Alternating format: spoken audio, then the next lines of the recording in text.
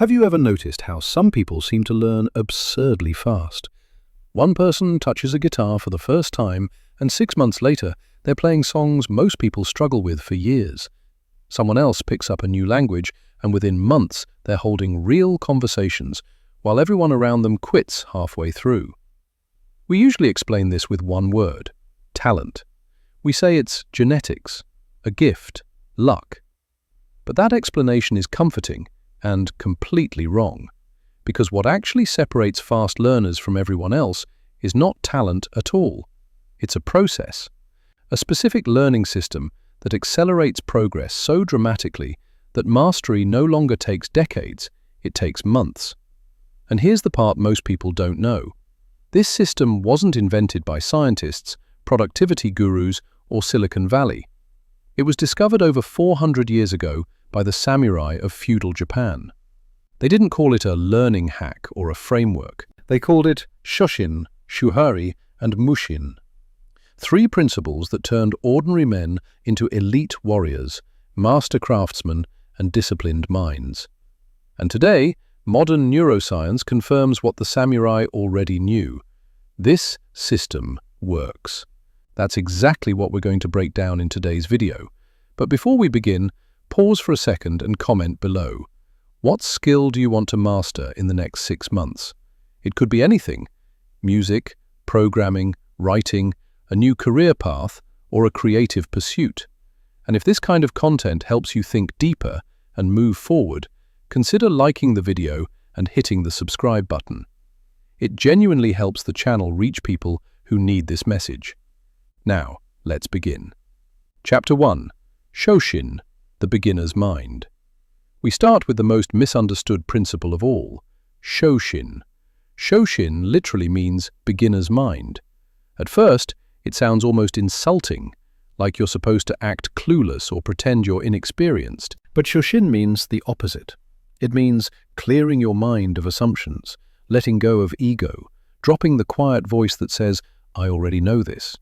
Because that voice is the single biggest obstacle to learning. Think about this. When people struggle to learn something new, it's rarely because they know nothing. It's because they think they know enough. The samurai believed ignorance could be fixed, but false confidence was deadly. There's an old story from feudal Japan. A young warrior arrived at the dojo of a famous sword master. He had trained for several years and had already survived multiple duels. He was confident. The master looked at him and said, "Everything you've learned is in the way. You know nothing." The warrior was offended. "How can you say that? I've defeated 7 opponents," the master replied. "You survived despite your technique, not because of it, and that arrogance will eventually get you killed." The master then forced the student to start over. Basic stance, grip, balance, slow, deliberate movements, as if he had never touched a sword before. Weeks passed. It felt humiliating. It felt pointless. But years later, that same student became one of the most dangerous fighters in the region. Why? Because he learned with Shoshin. No shortcuts, no ego, no pretending. Now apply this to your own life. If you want to learn programming, don't skip fundamentals because you know computers. If you want to learn guitar, don't ignore posture because you already know chords. If you want to write, don't rush style before structure. Shoshin means accepting that right now you are a beginner. And beginners learn faster because they don't argue with reality. Modern psychology backs this up. Researchers call it neuroplastic openness. The brain learns faster when it isn't defending old beliefs. Psychologist Carol Dweck's research on growth mindset shows that people who approach learning without ego can improve up to 40% faster than those who cling to what they already know. Shoshin isn't philosophy, it's biology. But mindset alone isn't enough. Because being open to learning doesn't tell you how to learn. That's where the second principle comes in. Chapter 2. Shuhari, the structure of mastery. Shuhari is the blueprint. It's the system the samurai used to turn chaos into progress. It has 3 stages: Shu, follow; Ha, adapt; Ri, transcend. Most people fail because they ignore the first step. Shu, follow completely. Shu means absolute imitation. No creativity, no customization, no opinions. You find a proven method or a master, and you copy exactly. Samurai students spend years repeating the same movements, the same forms, the same drills, without modification. Why? Because beginners don't yet know which rules matter and which don't. Any change you make early is based on ignorance, not insight. Think about how children learn to speak.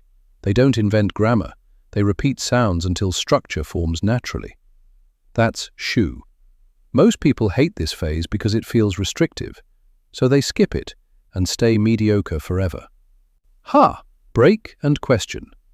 Once the fundamentals are deeply internalized, then you begin to question.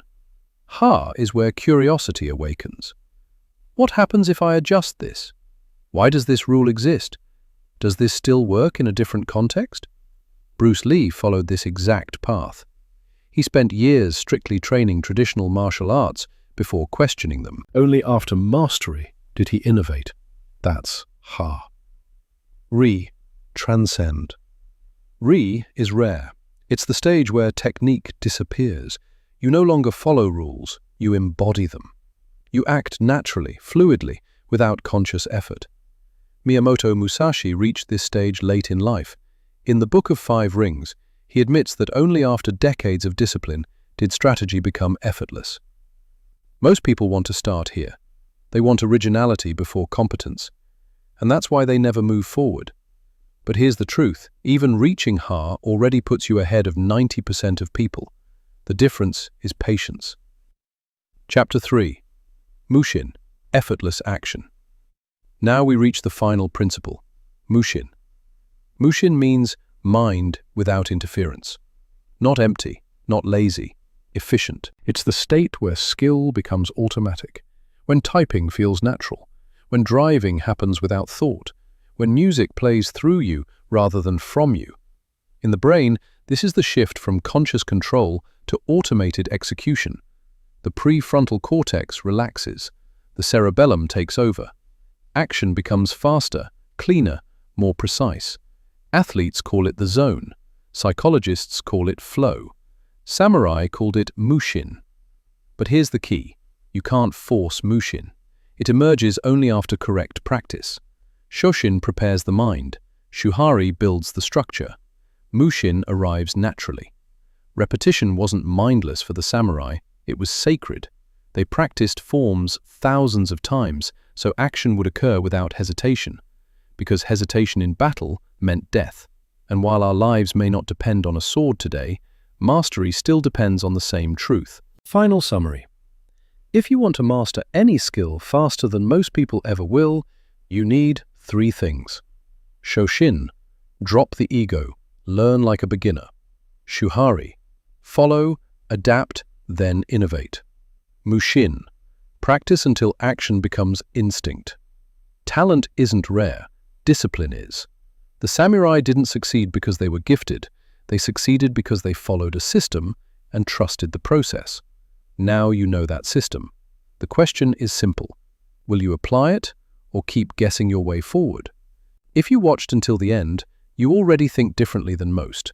And if you want to go deeper into how humans truly learn, watch the next video appearing on your screen. Stay consistent. That's how mastery is built. Until next time.